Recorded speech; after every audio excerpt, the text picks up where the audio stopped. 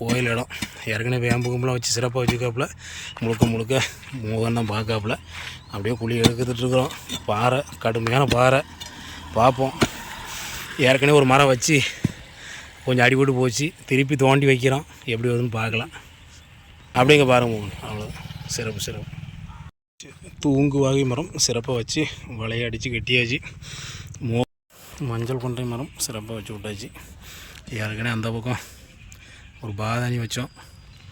இந்த தண்ணி நிறைஞ்சி அப்படியே இந்த வழியாக தண்ணி உள்ளே வருது. சரி, அதனால் அந்த ஒரு மரத்தை வச்சுருக்கோம். இது பெரும்பாலும் ஆடும் கடிக்காது. சிறப்பாக வளர்ந்தோம். அருமை.